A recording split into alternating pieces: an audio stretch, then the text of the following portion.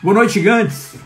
Hoje, na nossa quarta live do dia, hoje é dia de bater recorde, porque quanto mais difícil fica, mais forte a gente tem que agir. Sejam bem-vindos, Lilian, Carlos, nós estamos agora nos preparando aqui para uma live com os meus amigos Geisel e Ebert Parente. Esses caras que são verdadeiros jogadores do sistema de contratações públicas, de tecnologia da informação e que podem trazer para nós aqui hoje um cenário de guerra que é a parte de contratações de software. Sejam todos muito bem-vindos aí, Luciano, o Santana, minha amiga Lilian, que está com a gente na nossa mentoria, que vai começar na quarta que vem, a Lívia. Gente, feliz demais aqui com a presença de todos vocês e a gente vai já dar aqui os primeiros passos, aguardando aí a entrada dos amigos. Vai ser em momento assíncrono. Primeiro vai falar o Geisel, depois fala o Ebert. Então a gente está aqui aguardando a entrada do Geisel para a gente iniciar. Vou mandar uma mensagem para ele aqui agora.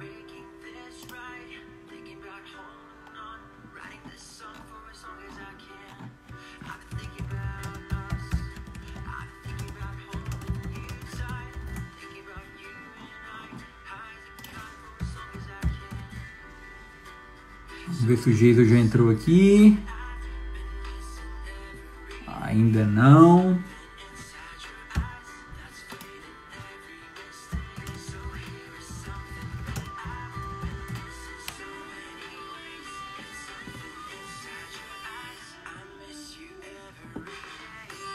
O professor Geisel já foi avisado aqui. Pessoal, com muita alegria, né? Eu estou aí com esse projeto do Café Digital, levando grandes nomes das contratações públicas para vocês. A gente está chegando aí no final da nossa jornada. O professor Ebert Parente já está aqui com a gente, que vai fazer o nosso segundo momento aqui da live. Seja bem-vindo, professor. Essa já é a sua live. Não vamos desconectar dela, pode ficar aí o tempo que for preciso. Estou aqui aguardando meu amigo Geisel entrar. Ele que já está avisado. E fica aí, que se o Geisel não aparecer, eu vou puxar você, cara. O Geisel falou que estava aqui no horário, eu ainda não vi ele aqui. Deve estar chegando. E pessoal, como eu estava falando, o projeto Café Digital está chegando aí na sua... vai chegar perto das 50 lives e a gente vai, na sequência, pausar o projeto. E não é um pausar de, cansei, não, longe disso, tá? Se dependesse de mim, eu faria live todo dia. É porque a gente gerou muito conteúdo e agora o momento é de fazer a curadoria desse conteúdo. Então, isso também dá um mega trabalho e a gente vai mudar agora a perspectiva e continuar o projeto de uma outra forma. O professor Geisel já está aqui com a gente, acabou de se conectar. E eu já quero aproveitar e saudar esse gigante triatleta, um cara que é mega conhecedor e amigo, Geisel Martins. Cara, muito bom estar aqui com você e poder compartilhar um pouco dessa sua monstruosidade cerebral, porque um cara que faz um triatlo, que faz um Ironman, ele tem que ser muito foda. E eu só chamei gente foda aqui no Café Digital. Mas você é um cara que, além de ser foda, tem um Ironman, tem um triatlo na veia, a agenda e o papo é teu agora. Obrigado por ter aceito o aceite do Café Digital. Seja muito bem-vindo. E eu passo a palavra para você para os agradecimentos iniciais. E cadê o Parente? Vai participar junto com a gente? Não vem? Como é que vai ser? Como é que vai ser essa Rapaz, dinâmica? a gente estava falando de você aqui. Eu e o Weber estavam perguntando cadê o cara. Ele já está aqui com a gente, só que a gente vai fazer isso em momentos diferentes. Você vai apresentar na primeira meia hora, aí você sai da tela e o Weber te fala no momento posterior. Então é 30 minutos para cada um. Não, tamo junto então. Primeiramente, queria agradecer você pelo convite, tá? Tá aqui com você é uma honra, porque a gente já se conhece aí há uns 10 anos já que a gente se conhece. Tive a oportunidade de fazer um curso com você de contratação de TI lá na ENAP. E desde então a gente criou um vínculo de amizade dentro e fora dos gramados, né? E E aí isso se estendeu, a gente já teve algumas oportunidades juntos, de fazer palestras juntos e tal. E estamos aqui hoje de novo, né? Então, muito obrigado por mais essa oportunidade, Neto. É sempre um prazer estar contigo. Beleza? Cara, eu digo Isso. mesmo, e nunca me esqueço. A amizade é tanta que eu trouxe roupa de triatlo para você quando eu fui pro exterior. Não sei se tu lembra que eu trouxe lá a Muamba para você. Você vê como é que a Sim, parceria é você forte. trouxe para mim uma roupa de natação que aqui no Brasil era muito cara e você conseguiu trazer para mim. E assim, eu fiz um Ironman com ela, inclusive, né? Tá aqui até hoje na Calçada da Fama esse material. Cara, Beleza? sensacional. Beleza, bom demais. Ó, voltei pro pedal hoje. Vamos ver se eu consigo chegar no Ironman um dia. Mas vamos falar de contratação Não, de software, vai dar que é mais certo. importante hoje. Vamos nessa. Então, Neto, eu no GDF, né, em mais de 10 anos de experiência já trabalhando com TI, eu passei por várias situações inusitadas, né? Eu tive a oportunidade de entrar e atuar em vários ambientes. A minha formação, eu sempre me preocupei em agregar várias facetas, né, para ficar mais completo, para tentar entender de forma sistêmica os cenários, né? Então, assim, de formação, eu sou desenvolvedor, né? Sempre fui programador, sempre gostei de desenvolver. Fui professor na Universidade Católica por 7 anos, dando aula de desenvolvimento de sistemas e engenharia de software. E aí, com o tempo, você sai da frente da ferramenta de desenvolvimento e vai para as planilhas, né? Aí você começa a fazer gestão de fábrica, começa a fazer a gestão dos seus projetos ali. E, por fim, eu desenvolvi um trabalho no mestrado legal sobre governança corporativa de TI em cima do GDF, né? E eu acho que isso me deu a oportunidade de enxergar as armadilhas que existem no desenvolvimento, na parte principalmente de transição de software. Falando mais especificamente sobre risco, Neto, qual é o grande problema hoje? Eu vejo que muitos órgãos se preocupa ali de fazer o projeto básico, investe na equipe ali, entrega para a fábrica de software os problemas que ela tem, a fábrica de software começa a resolver os problemas, mas nem tudo é para sempre, né? Chega um período que aquela fábrica de software vai cortar o cordão umbilical com o órgão, o produto fica, que é um filho dessa relação, e agora é que o problema aparece. Exatamente. Dentro desse cenário de encerramento, de falar bem assim, ó, beleza, estou cortando o cordão umbilical, a gente começou a observar que existiam várias armadilhas nisso. Então, eu passei por uma situação interessante que eu queria trazer aqui para você, que em 2011, eu cheguei no data center corporativo do GDF, um clima muito pesado, porque, para quem não entende o mundo do GDF, em 2009, mais ou menos, a gente passou pelo escândalo da Caixa de Pandora, né? Onde isso culminou, inclusive, no impeachment do nosso governador à época, né? E foi uma mancha muito ruim na história da tecnologia da informação no GDF, né? Então, tudo que você ia contratar em TI, tudo que ia acontecer em volta da TI, vinha aquele fantasma da caixa de Pandora em cima de você. E você que é um cara que joga muito e que gosta de jogar, você sabe que o jogador com medo de jogar, ele não joga. Ele trava, ele erra mais do que acerta, certo? Quais foram os males que veio junto com a caixa de Pandora para o serviço público em si? Além dessa mancha do gasto público, da torneira de dinheiro que se perdeu, ficou um trauma no servidor público porque virou uma caça às bruxas. Então todo servidor público tinha medo de arriscar, de fazer o diferente, de inovar.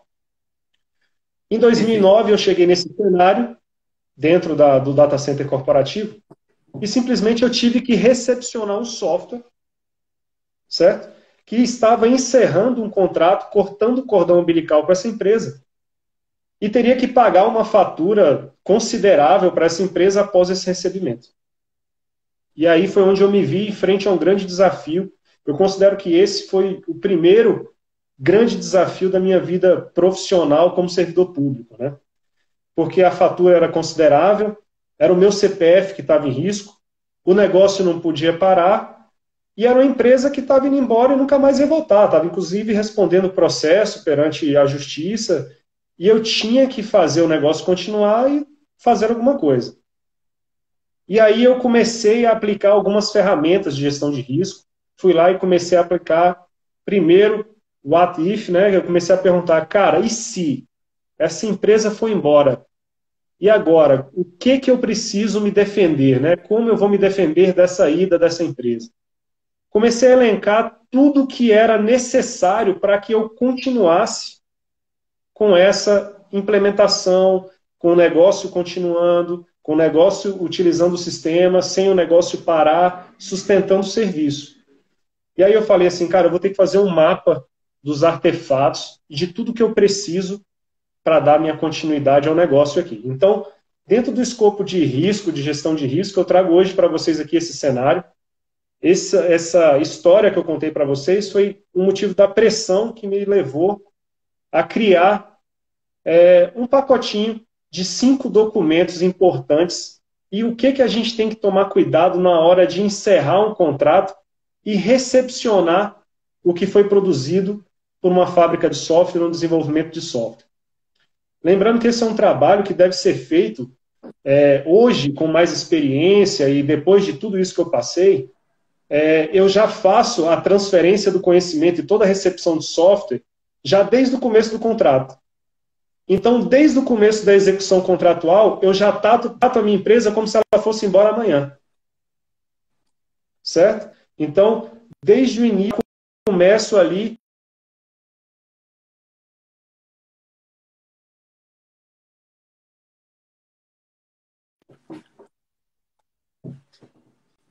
Neto, você está me vendo bem aí, que eu acho que está cortando aí um pouco para você.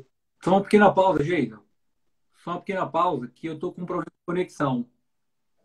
Faz uma Tá. pausa aqui rapidinho. Levanta a mão pra gente estar no mesmo tempo aqui. Beleza. Tô te vendo. Baixei também. Tenta falar os últimos 15 segundos aí pra gente acompanhar. Tá, então, assim, o que eu quis dizer foi que dentro desse cenário, né, foi que a gente definiu esses pequenos artefatos para garantir a continuidade no negócio, para garantir o fornecimento do serviço. Perfeito. Tá?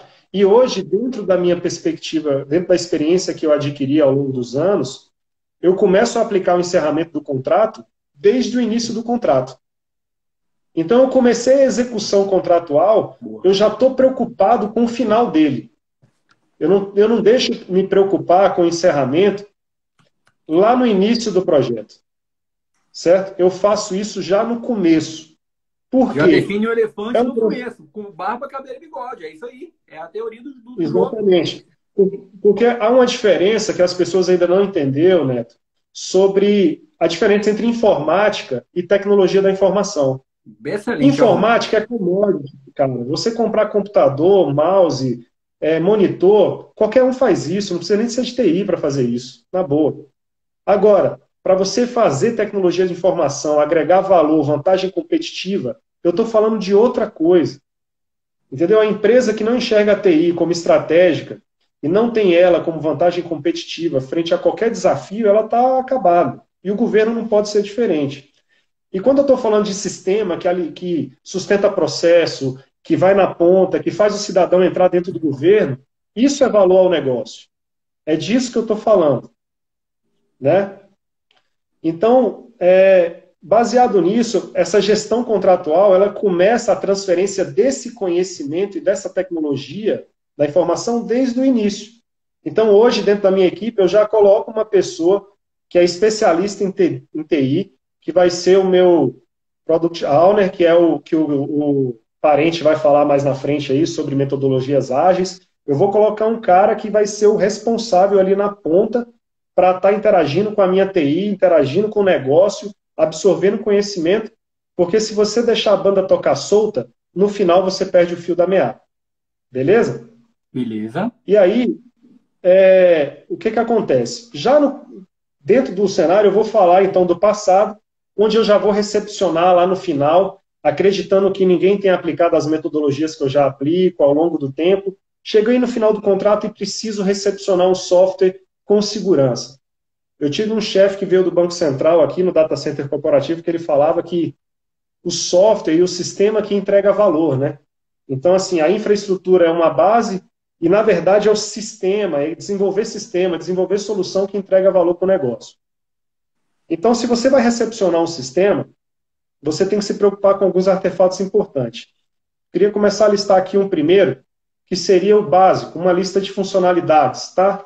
Então, se preocupa em ter uma lista de funcionalidades genérica do seu software, para você ter ali quem faz o quê, quais são os perfis que faz o quê no sistema, até para você ter uma matriz de impacto na sua cabeça.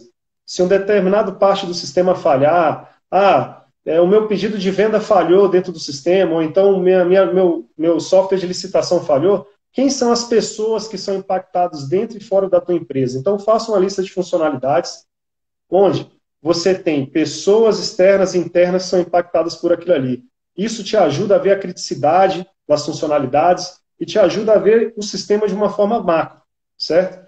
Então, a primeira coisa que eu procuro recepcionar é isso.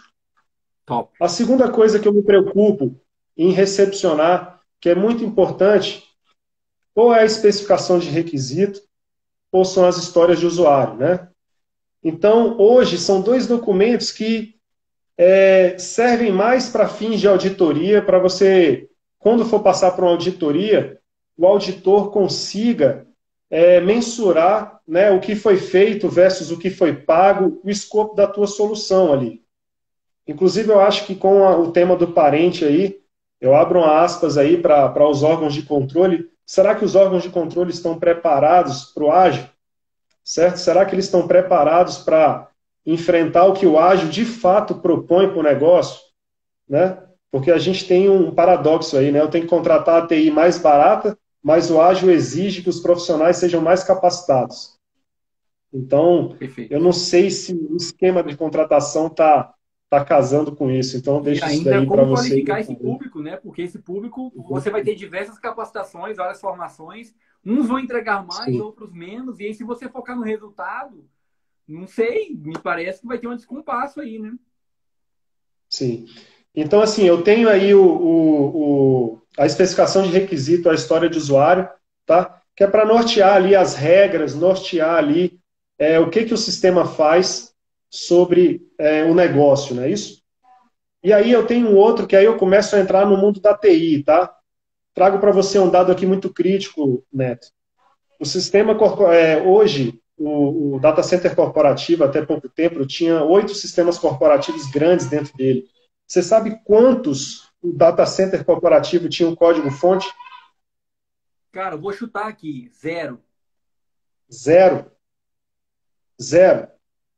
Então, assim, como você garantir e sustentar um negócio onde você não tem o código-fonte de nada? Como você vai conseguir evoluir? Para quem está acompanhando a gente, às vezes na de tecnologia da informação, é pelo código-fonte que você dá manutenção no código, você escreve, traduz para a máquina o que a máquina tem que fazer. Né? Então, aquela tela que a pessoa vê, as validações, as regras de negócio, é tudo implementado por meio de linguagem de programação. E é feito, traduzido isso, por meio de código-fonte. A gente não tinha um código-fonte de nada. E muitas vezes, quem está executando o contrato de TI, Neto, não é um cara que é desenvolvedor. Às vezes o cara é de infraestrutura e está executando um contrato de desenvolvimento de software. E às vezes ele cai em algumas armadilhas, né? Então o código-fonte é crucial para que o sistema continue, para que outras pessoas consigam dar manutenção. Mas tem algumas armadilhas sobre esse cara também que a gente tem que ter muito cuidado, tá? A gente tem que se preocupar em ter um ambiente de desenvolvimento estável, certo? A gente não pode só receber o código-fonte sem estar num ambiente de desenvolvimento, né, sem a gente ter um manual de criação do ambiente de desenvolvimento. Tem ambiente de desenvolvimento que é muito complexo. Imagine um ambiente de desenvolvimento de um sistema bancário, onde você tem que simular caixa eletrônico, você tem que simular lá múltiplos acessos. Então, tem ambientes de desenvolvimento que às vezes é mais complexo do que a produção, né? Então, às vezes a pessoa está recepcionando o software, vou receber o código-fonte num CD, e se arrebenta e coloca a sua organização em risco, entendeu? Então fica aí, tem que se preocupar muito com o código-fonte e com o ambiente de desenvolvimento. Feito isso, com esses dois recursos importantes, a gente não pode esquecer também da implantação. Porque esses três caras, Neto, o ambiente de desenvolvimento, o código-fonte e o ambiente de implantação, é o que vai garantir a manutenção e evolução do software em eras futuras. Tá? O que já aconteceu comigo, e eu tive que tomar muito cuidado, recepcionando o software dessa empresa que eu te falei, que eu cheguei lá no meu desafio, a empresa me entregou um código-fonte pelo CD.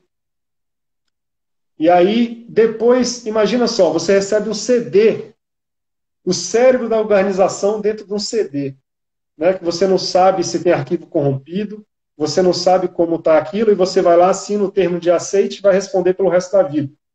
Né? Então, para mitigar esse risco, o que eu procurei fazer?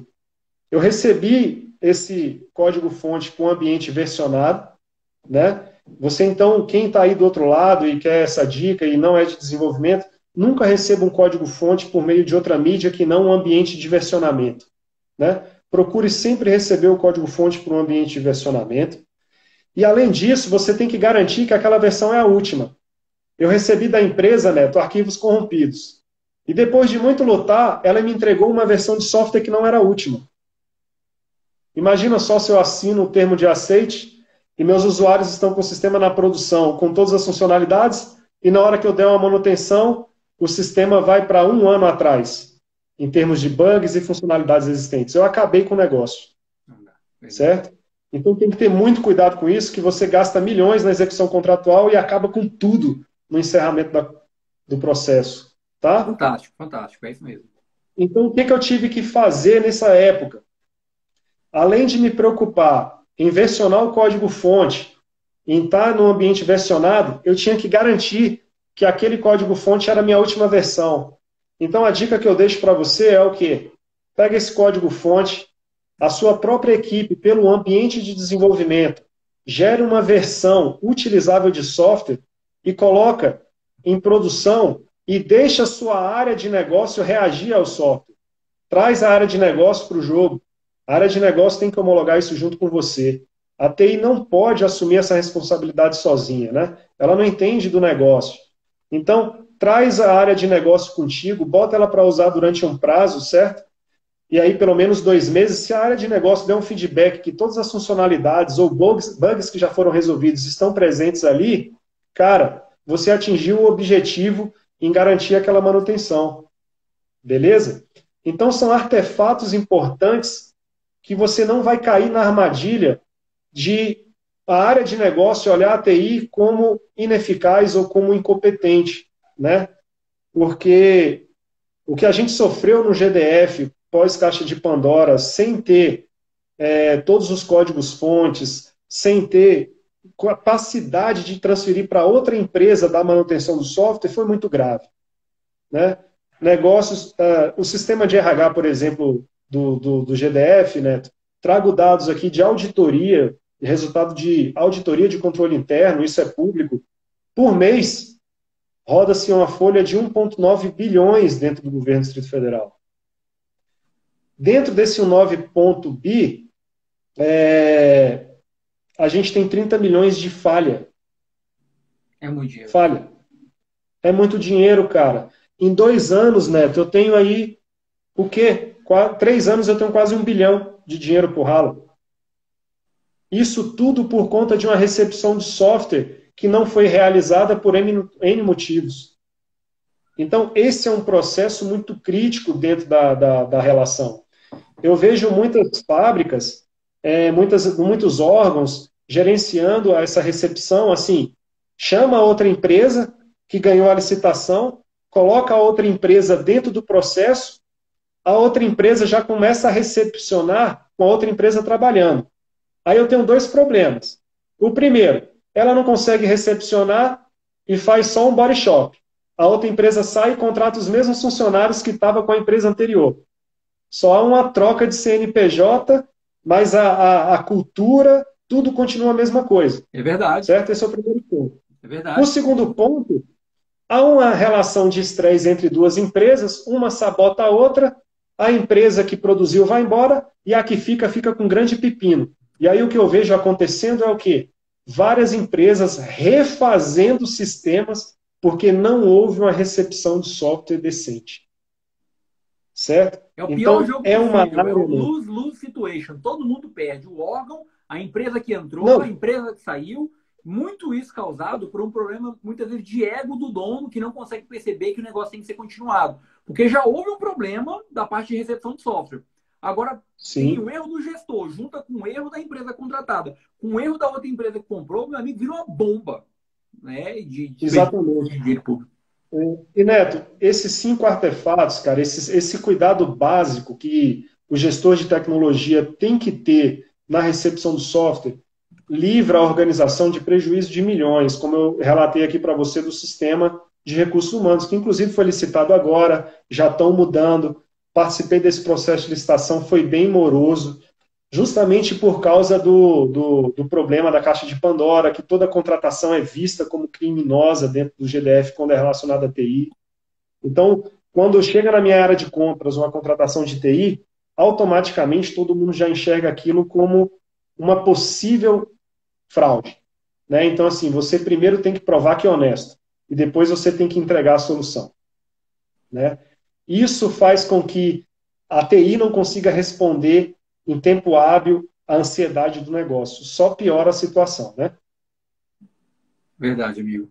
Cara, é excepcional esse posicionamento e eu acho que, não sei se tu ainda quer colocar algum outro tópico dentro do nosso tempo, ainda temos aí 2 minutos, mas, cara, Uhum. gostei demais dessa abordagem, porque eu nem esperava que você fosse abordar até do ponto de vista da corrupção, que é um problema. O problema do medo, ele traz um monte de coisa junto, né? Ele traz Uhum. ineficiência, ele traz ansiedade, problemas de saúde para o servidor, ele traz Sim, desperdício de dinheiro público, ele traz processos que são realmente mais reativos do que proativos, e ele traz principalmente uma desgovernança, né? exatamente. Uma das nossas amigas aqui falou o seguinte, aqui no TJ de Goiânia, do Goiás, nós estamos com dificuldade no software de RH, justamente por essa ineficiência de translados de dados, né? No temerário é complicado. Realmente é uma situação bem difícil. Eu te falo o seguinte, Eidon, eu gerenciei um contrato, não de fábrica de software, mas de software de prateleira que foi customizado. Nós Uhum. tivemos muito cuidado no aceite. Cara, passou, mas a gente teve uma falha que foi o uso da métrica para customização, que foi o ST. E o ST tem falhas que permitem que o fornecedor explore aquilo. Quando não muito, se você for pegar um contrato de fábrica de software, eu já questiono muito um contrato que é feito por ponto de função. Porque a métrica do ponto de função, ela pressupõe que você venha com uma ideia, com um escopo, e aí aquele cara, aí você abre a OS, aquele cara vai, diz quanto ponto de função que é, e aquilo vai ter um preço. Mas, meu amigo, durante o desenvolvimento do software, tanta coisa pode mudar, o teu negócio pode mudar, o cara pode vir com tecnologia Cara, nova, e tu já amarra demais a tua necessidade, meu irmão, vai ter problema. É certo isso. Neto, assim, eu tenho muita ansiedade sobre esse tema, tá? É um tema, assim, que eu gosto muito de conversar. Essa parte de ponto de função, cara, eu tenho... o parente vai entrar agora aí falando sobre ágil. Então, o que acontece é o seguinte, como no cenário de medo, né, aqui dentro do GDF, a gente vai ter coragem, né, de inovar e entrar com a Agile e ir para cima e fazer acontecer entregando um produto sem se preocupar com tanta burocracia que existe no poder público e tanto medo de responder um processo administrativo, né? Uma grande questão que eu levanto aqui para ti também, né, é o seguinte, cara. Dentro do escopo do ponto de função, você está percebendo que os órgãos do governo federal estão voltando às origens? Eu já estou vendo o Tribunal de Contas da União, o Banco Central, contratando, criar um conceito de profissional ideal. Eu não sei se você reparou as últimas contratações do Tribunal de Contas da União e do Banco Central. Eles fizeram uma contratação de profissional ideal. Ou seja, se a gente for traduzir em miúdos, cara, isso é posto de trabalho, cara. Você traz o profissional para dentro e trabalha com posto de trabalho. Eles estão usando ponto de função só para avaliar a produtividade do cara. Você entendeu? Mas como aproveitar uma produtividade que o cara faz e refaz alguma coisa também? Então, a gente vive num cenário que eu deixo aqui também falando sobre terceirização de TI. Será que vale a pena? Você bota um posto de trabalho, o cara produz muito e leva todo o conhecimento embora. Os melhores cenários que eu tive dentro do GDF foram com servidores da casa, servidores públicos engajados, entregando, trabalhando junto com o negócio, praticando agile junto com o negócio, entendeu? E o conhecimento ficando dentro da organização. É muito confortável para o negócio isso. Aí a gente tem também essa sensação de que o lá fora vai resolver, só que quando o cara vai embora, ele leva todo o conhecimento. E é disso que eu estava falando contigo. Sim, sim. É importante, Geisel, a gente considerar que é o seguinte, existem vários modelos aí de desenvolvimento de software, né? O Wesley até está aqui já colocando um posicionamento divergente, mas o ambiente é esse mesmo. E eu estou entendendo o que o Wesley está dizendo, né? Porque no modelo que o TCU desenvolveu, ele fez um modelo híbrido. E aí, nesse modelo, ele dá uma opção para que você possa utilizar uma descrição de um profissional juntamente com a questão do ponto de função. Então, ele fez um meio da linha. Eu atuei no projeto de contratação de fábrica de software. Assim, particularmente, eu sou contra o modelo de body shop, porque ele não mede resultado, exatamente por conta do que você falou. Mas eu vejo também que existem modelos mais eficientes. Eu, por exemplo, eu desenvolvi um método, tá? Eu peguei um critério de ponto de função, em que eu fiz um escalonamento detalhando os projetos que eu queria, de maneira bem específica, dizendo, eu quero uma ferramenta assim, com característica tal, tipo assim, 3, 4 páginas explicando o escopo do meu projeto. E aí o cara tinha que precificar o ponto de função dele dentro daquele escopo. Eu só abro a torneira do meu projeto depois que eu conheço o modelo que ele trabalha, para eu poder trabalhar com escopo aberto dentro do ponto de função. Mas, assim, de maneira bem específica, meu amigo, existem realmente formatos que precisam de ser melhor avançados para a contratação de fábrica de software. Acredito que realmente há sempre a migração de modelos, sempre para um modelo mais direcionado à entrega do resultado. O TCU bate muito nessa linha de que o aspecto tem que ser o resultado, isso a gente não tem como divergir, porque a entrega é o mais importante. E aí, eu tenho que realmente parabenizar o gestor, Geisel, que é o foco do nosso objeto aqui agora, o gestor que consegue fazer uma boa validação da entrega. Quando esse cara consegue atingir esse objetivo, tá limpo, tá suave e tá tudo certo. Eu acho que nessa linha a gente consegue ter mais objetivo. Nosso tempo já estourou, eu preciso encerrar aqui para chamar o meu amigo Herbert Parente, o tempo dele fica comprometido. Mas, cara, obrigado demais pelo teu apoio. Tu é um cara que é irmão. Tamo junto. E, ó, conta comigo. Valeu. Sempre que puder, vamos fazer isso. Tem muito assunto aí pra gente bater papo. Bora. O Café Digital, ele vai ser só pausado. Ele não para. Fica com Deus, meu irmão. E traz o Vaz pro bate-papo aí, certo? Pra gente trocar uma ideia junto. Eu já chamei e ele não quis vir. Agora ele tá aí falando. Eu vou chamar ele de novo para ver se ele vem da próxima. Ele falou que tava com vergonha. Ah, vergonha, sei. O Herbert custa, o Wesley custa caro, esse é o problema. O preço dele é outro. Mas um dia eu tomo um café com ele digital. Um abraço aos dois aí. Valeu, um abraço. Ao Geisel e ao Wesley. Abraço. Vamos chamar o Geisel, o Herbert agora. Valeu. Valeu. Pessoal, agora fazendo uma transição dentro da própria live, vamos transmitir agora com Herbert Parente. Já estou buscando ele aqui agora. Cadê o...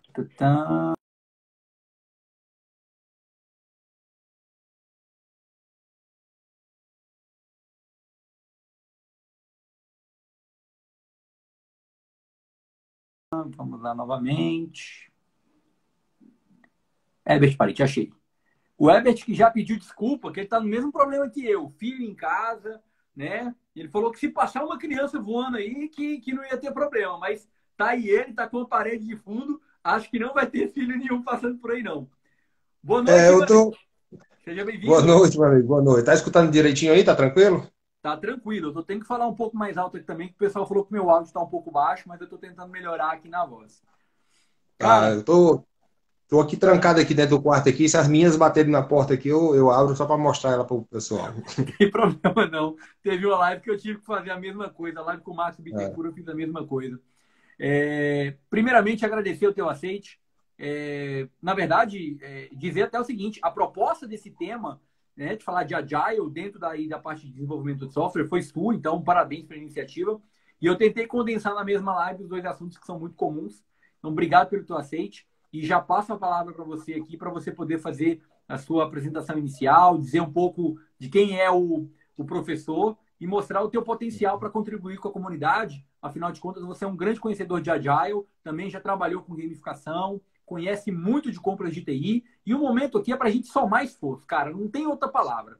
Nós temos muito perfil comum, a gente já bateu muito papo sobre isso, e eu acho que não tem outra coisa melhor a ser feita a não ser compartilhar o conhecimento. É o que a gente está fazendo aqui agora no Café Digital. Seja bem-vindo e faça aí sua introdução antes da gente começar o bate-papo. Beleza, cara. Beleza, obrigado, meu amigo, pelo convite, né? É muito bom participar disso, é muito bom ajudar outros colegas, servidores públicos. Nós somos servidores públicos, estamos aqui para servir. E na plena sexta-feira à noite, estamos aqui trabalhando e ajudando o, ao próximo, ajudando o colega, isso é bom demais.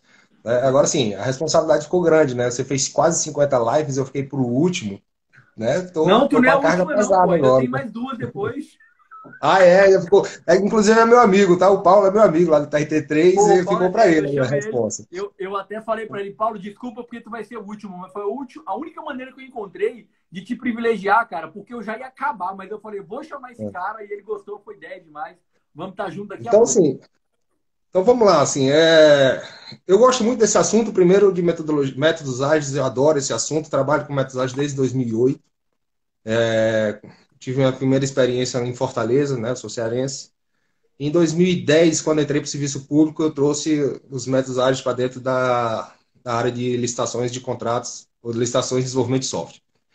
Eu lembro como fosse hoje uma pequena reunião que eu tive com meus antigos chefes, vamos dizer assim, onde eu apresentei métodos ágeis para fazer um novo edital de fábrica de software, baseado em métodos ágeis, de 2009 para 2010, e eu escutei uma frase no sentido assim: muito obrigado pelas suas recomendações, mas isso é extremamente revolucionário e não dá certo aqui para o nosso órgão.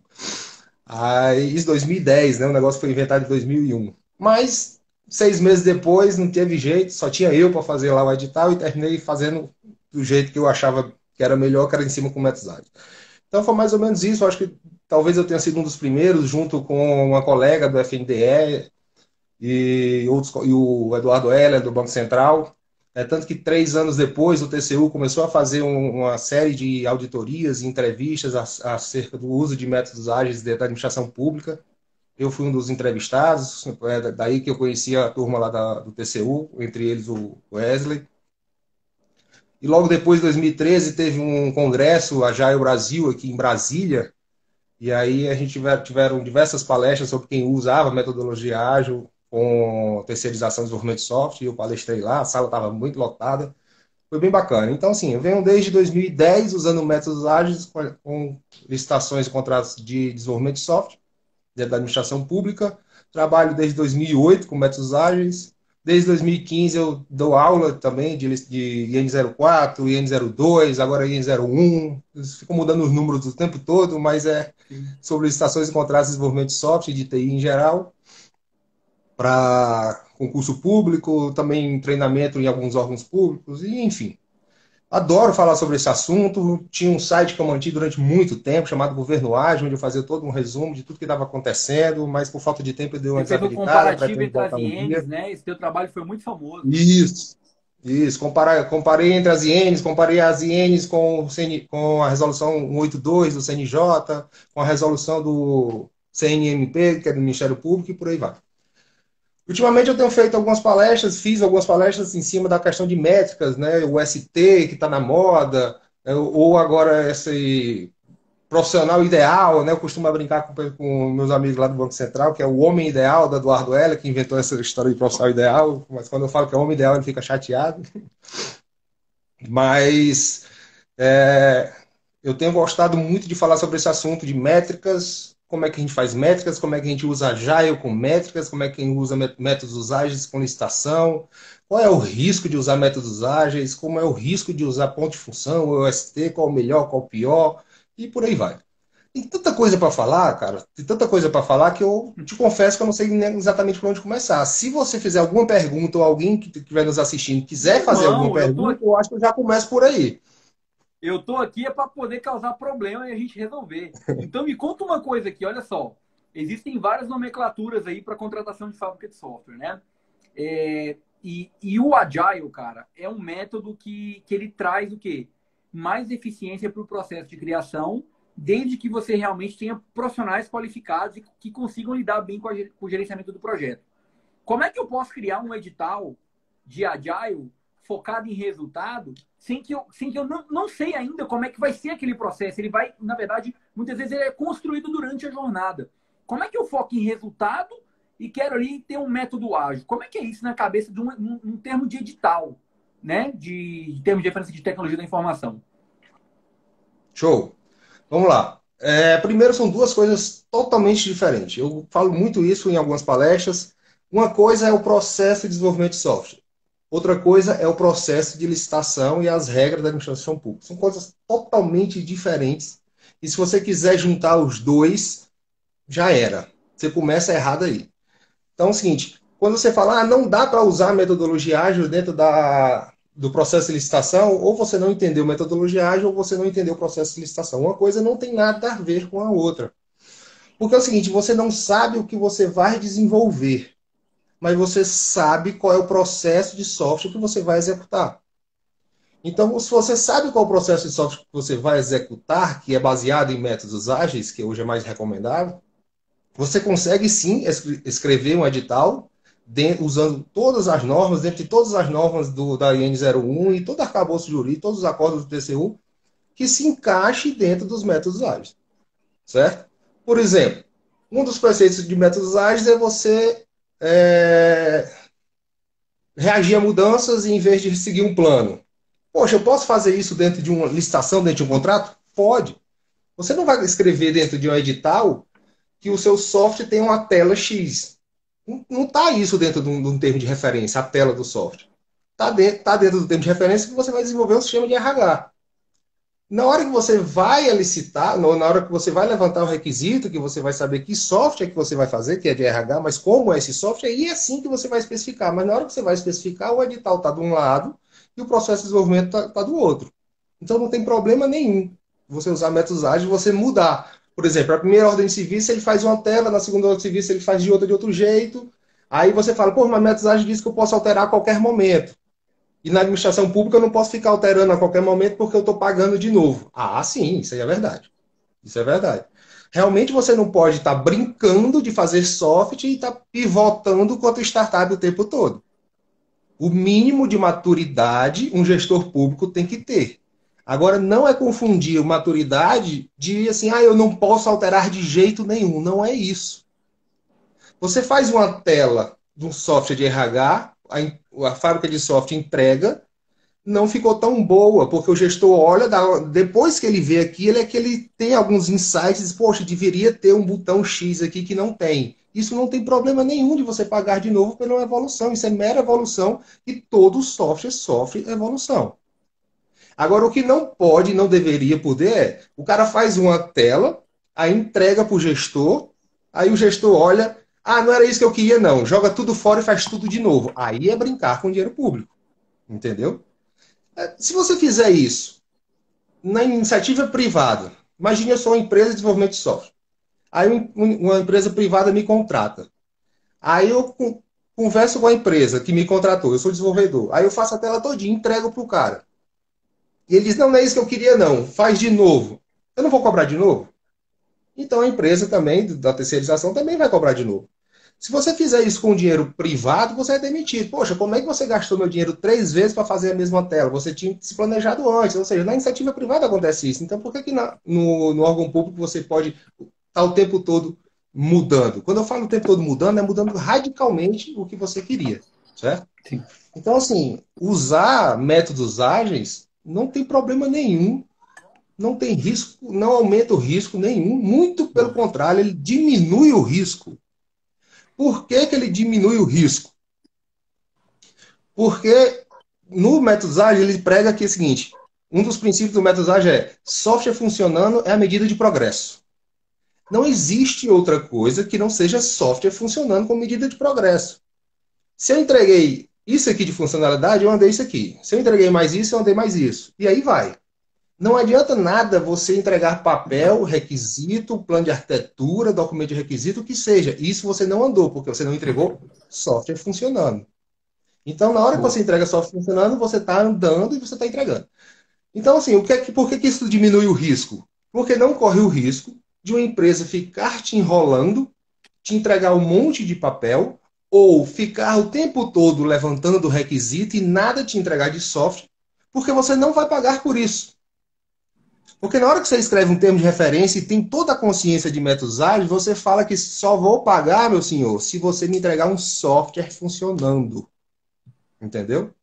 Agora, Ah, mas Herbert, eu perdi 2 meses levantando requisito e agora? Não perca 2 meses levantando requisito. Levante requisito uma semaninha e faça alguma coisa, outra semaninha e faça alguma coisa. Você coloca boa. isso na marra do contrato. Diga aí. Boa. Cara, beleza. Pô, muito bom saber então que o Agile ajuda bastante porque ele vai trazer uma eficiência melhor para o processo.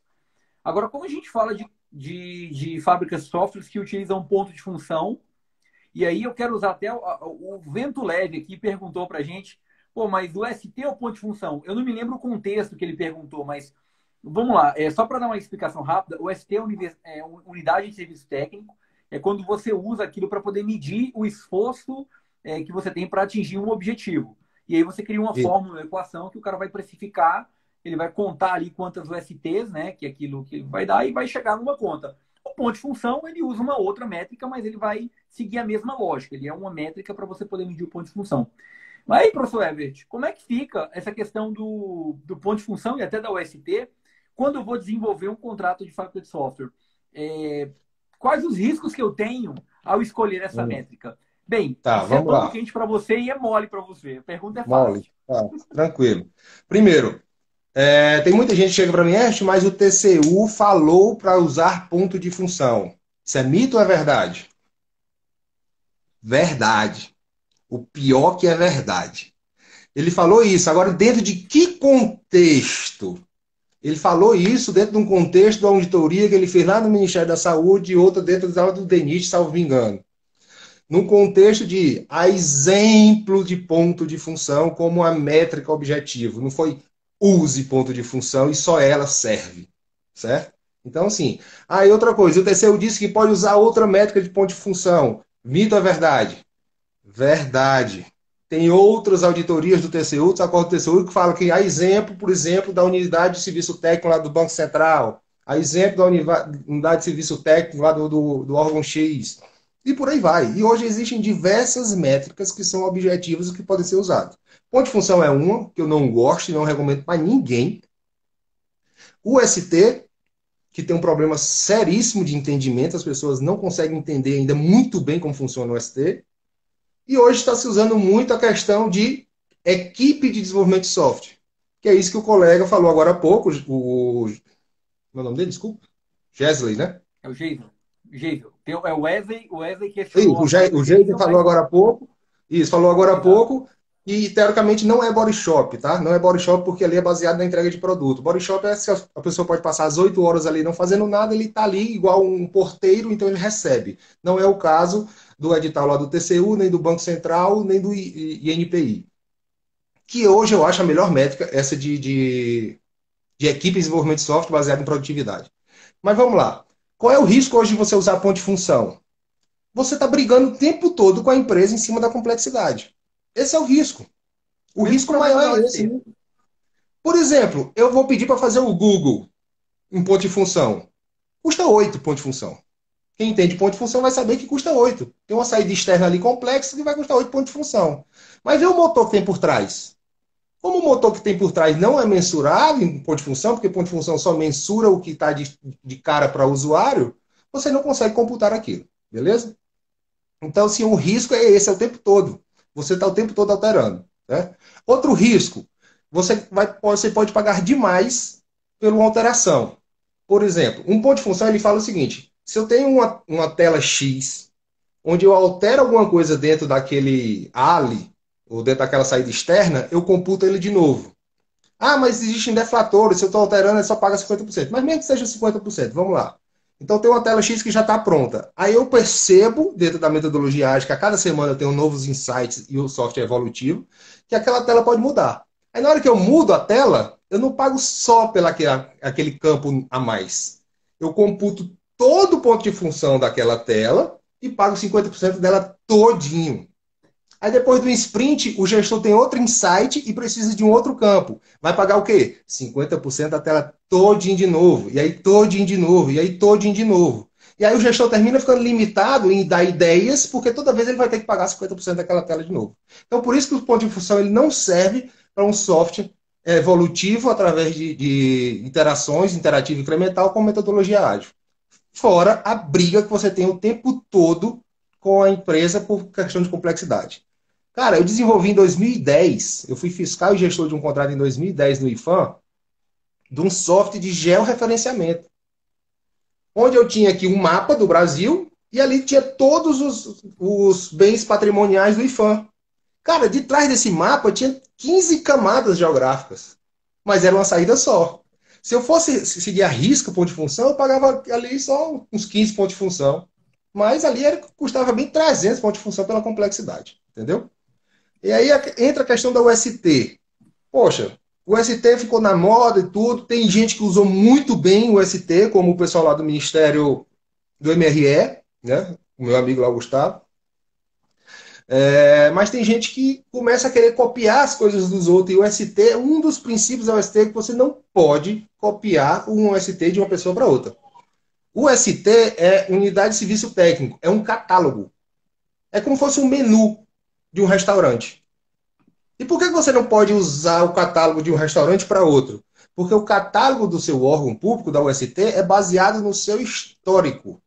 É baseado no que você conseguiu medir de produtividade e de capacidade técnica das outras empresas e da sua equipe interna de desenvolvimento. Por exemplo, o seu órgão público, tu está onde hoje, né? Tem qual órgão? Está no Ministério da Economia. Pronto, está no Ministério da Economia. Vamos dizer que o Ministério da Economia, na hora que está fazendo uma unidade de serviço técnico, o desenvolvedor lá para fazer uma tela com 10 campos, ele demore 2 USTs. Ele julga isso aí, 2 USTs, pronto. Por que 2? Porque para fazer outra tela que tem 12 campos é o dobro. Então ele faz que é 2.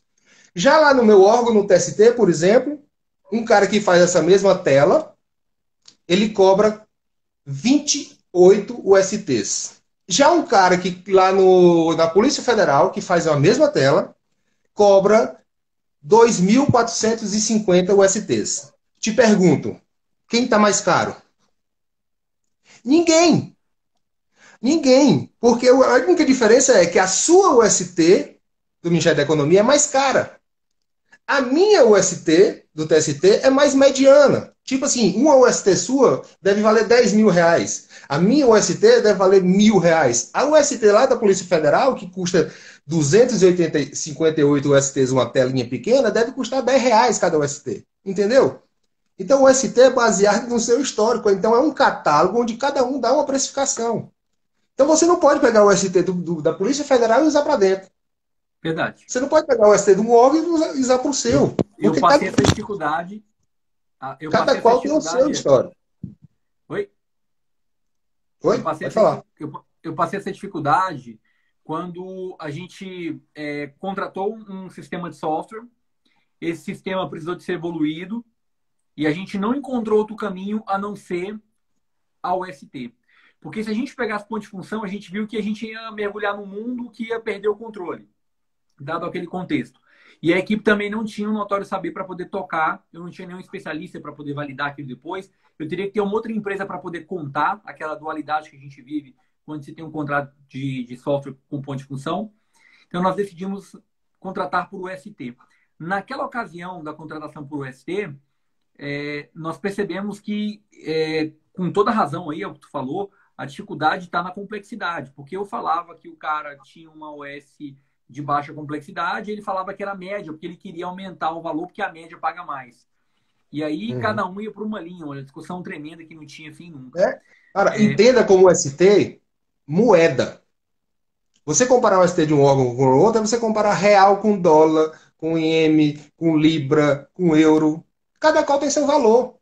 Entendeu? Então cada UST tem seu valor. Então cada órgão público é que cria sua tabela, tudo. Agora, como é que você chega na sua mensuração de UST? Você vê o seu histórico de desenvolvimento, seja interno, seja das outras empresas, E aí você, para desenvolver essa tela aqui nesse órgão, ele sempre leva um tempo X. Aí, nesse tempo, você termina balizando isso através de um número, e aí você vai fazendo o seu catálogo. Qual o risco de usar o ST? É o catálogo. Você fazer o catálogo é extremamente exaustivo, é extremamente trabalhoso você fazer o catálogo e você conseguir colocar no catálogo tudo que um órgão público possa, uma vez, pedir para uma empresa de desenvolvimento de software. É gigantesco o catálogo. Eu já vi catálogos como o do Mac que tinha 27 páginas. E se eu fizer um catálogo resumido, como o RMRE fez? Pode ser? Pode, sendo que corre um risco seríssimo de uma empresa. Na hora que você pedir alguma coisa para a empresa olha no catálogo e diz, mas isso não está no catálogo. Então vamos criar um item novo no catálogo. Criar um item novo no catálogo é um risco. Porque você pode criar um item novo e mensurar aquilo de forma superfaturada, que o órgão de controle vai dizer, poxa, por que esse item novo custa 27 e não 17? Não, porque esse item novo é igual àquele outro. Mas se é igual àquele outro, por que você não usou o outro, a mensuração? Então, você criar itens novos dentro do catálogo, você corre o risco da auditoria dizer que você está superfaturando se o item realmente não for muito bem feito. E se você também pode entrar na briga com a empresa. Você cria um item novo e diz, não, esse item novo custa 10 USTs. A empresa, não, eu acho que custa 10, não, eu acho que custa 20. E aí ninguém chega no consenso e aí termina tendo outra confusão igual o ponto de função. Beleza? Por isso que o que eu mais gosto hoje é equipes de desenvolvimento de software, do jeito que fez o TCU, que foi o primeiro a lançar essa forma nos últimos tempos. Eu até, quando eu vi, eu me assustei. Fiz até um post no meu site na época, o George lá do TCU, que quem fez esse edital, me chamou para conversar, eu fui com o maior prazer. Gente boníssima, fenomenal. E aí depois eu passei isso, eu falei isso lá pro pessoal da Loteria da Caixa, que usou também, depois passei isso num treinamento com o INPI, que usou também. E eu até estava conversando com um amigo meu hoje aqui da ANAC, recomendando, ele provavelmente deve usar também, que é você ter equipe de desenvolvimento de software, que você paga ela por sprint. Poxa, você começou a colocar agora o pagamento dentro, em consonância com a metodologia ágil. Você paga por sprint. Agora, como é que eu vou fazer para correr o risco de não ter o paradoxo da lucro incompetência? Tipo assim, por mais ele passa 10 sprints para fazer que um autocompetente faz em uma, né? E o problema de você pagar por tempo é o paradoxo da lucro incompetência, né? Se o cara for incompetente, ele leva o dobro de tempo do que eu faço. Então ele ganha 2 vezes do que eu ganho. Então você paga por sprint associado à entrega de produto com a produtividade mínima. E aí não corre o risco de o cara passar um sprint, 2 semanas, sem fazer nada e ganhar do mesmo jeito o valor de uma outra empresa que faria o dobro do que ela faria dentro de um sprint. Bicho, Entendeu? eu estudei alguns editais, cara. Inclusive, eu já fiz alguns editais de fábrica de software. É porque eu não apareço tanto, eu fico ali mais para poder ajudar os colegas. Mas eu já estudei o edital do TCU, que foram 2, né? Teve 2018 e depois teve um outro atualizando. Eu estudei o da EPL, não sei se tu chegou a ver esse da EPL. Teve o do Banese também. O que foi mais evoluído foi realmente aí o do TCU. Assim, com relação a trazer novas ideias. Não estou dizendo que foi mais evoluído por de resultado, porque eu não consegui medir isso. Teve o do TST, que acho que você conhece, teve o do Banese, aí veio o segundo do TCU, teve do MJ, do MAPA, enfim, teve vários aí que a gente pode citar. Mas, enfim, a discussão é extensa, meu amigo. E é importante a gente dizer que isso é um dilema muito grande, que a gente vai ter que caprichar bastante no trabalho quando a gente quer fazer realmente uma exposição de fábrica de software.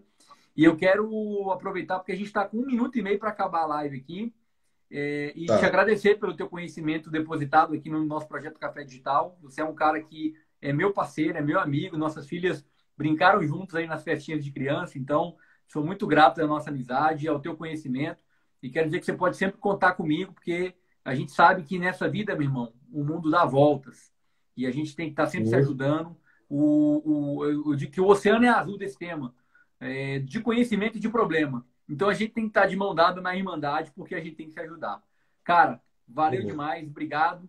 Tem aí 1 minuto só para finalizando, rapidinho, aproveitar esse meu 1 minuto e meio, agradeço aí mais uma vez o convite, mas só frisando mais uma vez, essa questão do edital do TCU, ele é excelente. Só tem um problema que não pode ser usado dentro do executivo, porque ele fala o valor mínimo da remuneração de um membro da equipe.